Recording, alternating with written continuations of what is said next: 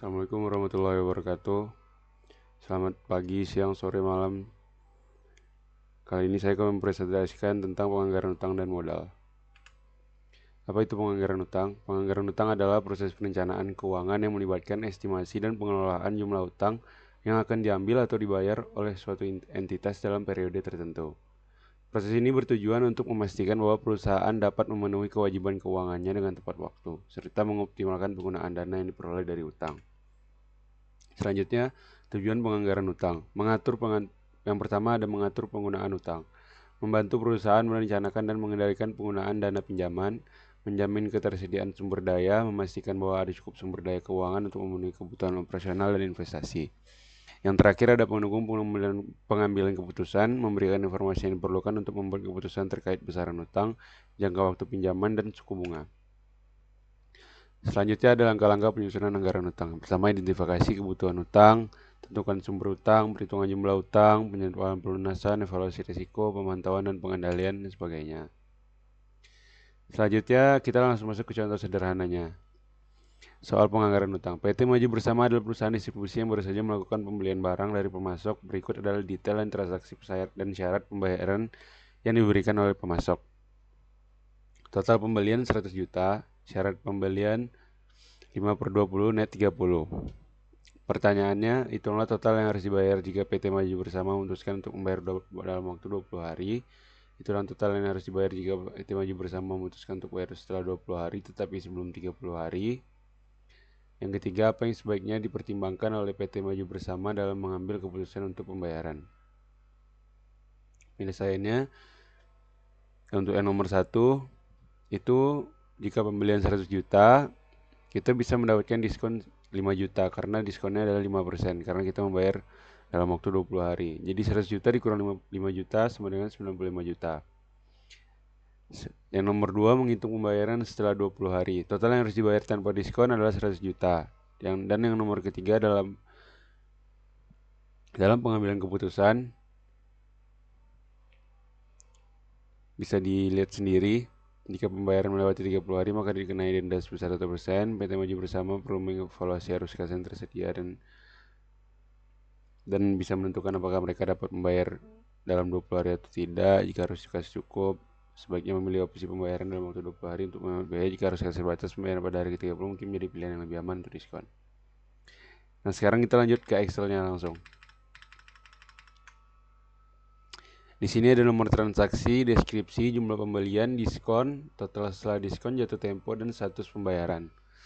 Pada tanggal 1 Desember 2024, deskripsinya adalah pembelian barang seperti yang nomor 1 tadi, sejumlah 100 juta dengan diskon 5% dan menjadi total setelah diskon menjadi 95 juta.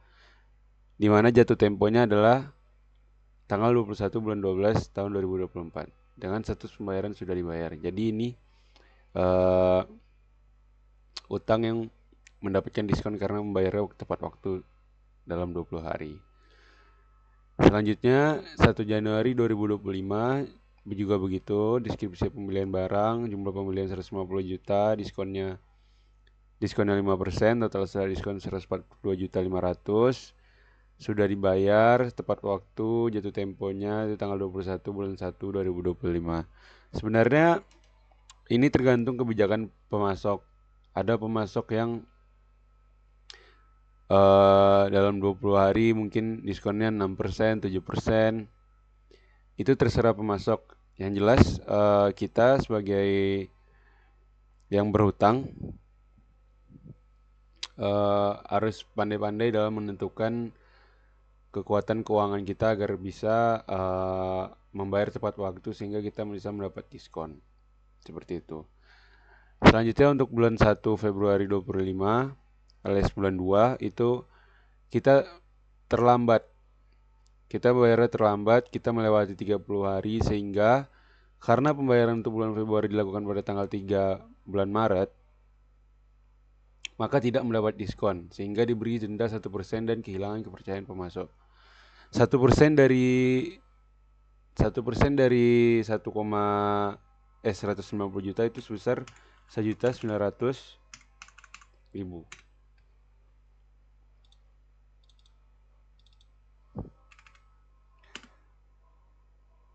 plus kehilangan kepercayaan masuk. Sorry. Jika kita terlalu sering melakukan hal-hal seperti ini, kita sering terlambat, sering didenda, kita bisa jadi itu masuk dalam blacklist oleh sang pemasok, sehingga mereka tidak ingin memberikan kita utang lagi, kecuali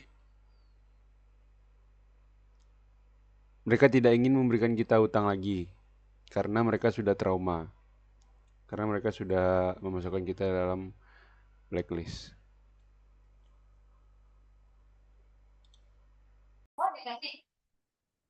Baik, selanjutnya saya akan menjelaskan materi mengenai anggaran modal. Jadi, apa itu anggaran modal? Anggaran modal merupakan proses perencanaan dan pengambilan keputusan investasi jangka panjang yang dilakukan oleh perusahaan, yang dimana eh, hal ini melibatkan evaluasi berbagai proyek investasi untuk menentukan apakah proyek tersebut layak dan menguntungkan bagi perusahaan tersebut. Oke, selanjutnya saya akan membacakan mengenai manfaat dari anggaran modal. Yang pertama yaitu sebagai perencanaan keuangan jangka panjang. Selanjutnya untuk membantu dalam merencanakan kebutuhan investasi masa depan. Yang kedua ada menghindari krisis likuiditas, yaitu memastikan bahwa perusahaan tidak mengalami kekurangan kas saat membayar kewajiban. Yang ketiga yaitu untuk meningkatkan efisiensi operasional dengan pengelolaan modal yang baik. Perusahaan dapat mengoptimalkan penggunaan sumber daya. Oke, selanjutnya ini ada bentuk badan usaha. Jadi ada badan usaha perseorangan, ada empat, ada badan usaha perseorangan, firma, persekutuan komanditer, dan perseroan terbatas atau PT. Oke, yang pertama ada badan usaha perseorangan. Badan usaha perseorangan merupakan bentuk usaha paling sederhana dan klasik. Dalam konstruksi ini, seorang individu menjalankan seluruh proses bisnis, mulai dari kepemilikan, pengelolaan, hingga pengambilan keputusan. Pelaku usaha secara personal menanggung segala resiko dan konsekuensi dari kegiatan usahanya.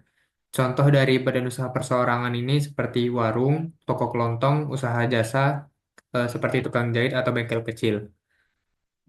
Selanjutnya ada firma. Firma merupakan evolusi dari badan usaha perseorangan yang melibatkan minimal dua orang dalam kemitraan bisnis. Karakteristik utama firma adalah setiap anggota memiliki hak, wewenang, dan tanggung jawab yang setara. Konsep tanggung renteng menjadi prinsip utama di mana setiap anggota bertanggung jawab penuh atas seluruh kegiatan usaha. Struktur firma memungkinkan pembagian tugas dan pooling modal yang lebih baik dibandingkan usaha perseorangan. Namun, kompleksitas hubungan antar anggota dan potensi konflik internal menjadi tantangan tersendiri. Oke, selanjutnya ada persekutuan komanditer. Persekutuan komanditer menghadirkan model bisnis yang lebih sophisticated, yang dimana badan usaha ini memiliki dua kategori anggota, yaitu sekutu aktif dan sekutu pasif. Sekutu aktif berperan sebagai pengelola operasional, yaitu mengambil keputusan strategis dan menanggung risiko penuh. Sementara sekutu pasif hanya berkontribusi dalam bentuk modal dan memiliki tanggung jawab terbatas sesuai besaran kontribusinya. Model ini memungkinkan fleksibilitas yang lebih besar dengan pembagian peran yang jelas, eh, pembagian peran yang jelas antara manajemen dan investor. Dan terakhir ada perseroan terbatas atau PT. Perseroan terbatas atau PT merupakan bentuk badan usaha paling kompleks dan profesional. Sebagai badan hukum, PT memiliki struktur tata kelola yang rigid, terdiri dari rapat umum pemegang saham atau RUPS, dewan komisaris, dan dewan direksi. Keunggulan utama PT terletak pada konsep tanggung jawab terbatas. Pemegang saham hanya bertanggung jawab sebesar modal yang diinvestasikannya. Hal ini membuat PT menjadi pilihan ideal untuk bisnis berskala besar, termasuk mereka yang berencana untuk go public. Lalu ada metode utamanya, ada tiga, yaitu ada Net Present Value atau NPV, menghitung nilai sekarang dari arus kas masa depan dikurangi investasi awal. Jika NPV positif, proyek dianggap menguntungkan. Rumusnya yaitu sigma arus kas per 1 plus R pangkat T dikurang investasi awal. R yaitu tingkat diskonto atau biaya modal, T itu merupakan tahun. Yang kedua ada internal rate of return atau IRR, tingkat pengembalian yang membuat NPV sama dengan nol. Dibandingkan dengan biaya modal perusahaan, jika IRR lebih besar, maka biaya modal atau proyek diterima. Yang ketiga ada payback period, yaitu waktu yang diperlukan untuk mengembalikan investasi awal. Lalu metode payback period ini sederhana, namun memiliki kelemahan tidak mempertimbangkan nilai waktu dan uang. Baik, ini ada merupakan contoh soal dari perusahaan perseorangan. Contohnya, pabrik tempe Selamat mempunyai data selama bulan Januari 2021 sebagai berikut. 1 Januari modal awal sebesar 100.000, 15 Januari tambahan modal sebesar 50.000, 28 Januari preview 10.000, lalu laba bersih yang dianggarkan pada Januari 2021 adalah 15.000. Maka ini merupakan bentuk anggaran perubahan modalnya, yaitu modal awalnya 1 Januari 2021 itu 100.000, tambahan modal di setor 50.000, laba bersih yang dianggarkan tadi sebesar 15.000, lalu ditotalkan semua menjadi 165.000, lalu dikurangkan prive, eh, yaitu sebesar 10.000, dan modal akhir pada 31 Januari 2021 itu 155.000. Selanjutnya merupakan contoh soal dari firma. Firma tadi merupakan perusahaan yang dimiliki oleh dua atau lebih orang. Pada contoh ini, firma pabrik bata keluarga mempunyai data selama tahun 2021. Pada 1 Januari, modal awal Tuan Kanda itu 100.000, modal awal Tuan Dinda 90.000. Pada Maret, tambahan modal Tuan Kanda 30.000, tambahan modal Tuan Dinda 20.000. Pada Juni, privé Tuan Kanda 20.000, privé Tuan Dinda 10.000. Laba bersih yang dianggarkan yaitu 40.000, lalu laba dibagi secara operasional. Ini merupakan anggaran perubahan modal dari firma.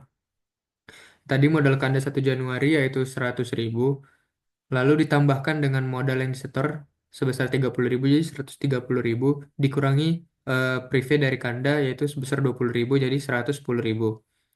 Lalu ini ada bagian laba Kanda, yaitu 110.000 tadi dibagi 210.000 dikali 40.000. Hasilnya yaitu 20.592. Lalu berarti total modal Kanda tahun pada 31 Desember 2021 yaitu sebesar 130.952. Maaf, ini terbalik, harusnya 130.592. Lalu ini modal Dinda pada 1 Januari yaitu 90.000. Lalu tambahan modal di setornya sebesar 20.000. Jadi totalnya 110.000. Dikurangi privé Dinda 10.000 jadi 100.000. Lalu bagian laba Dinda 100.000 dibagi 210.000 dikali 40.000 itu sama dengan 19.048.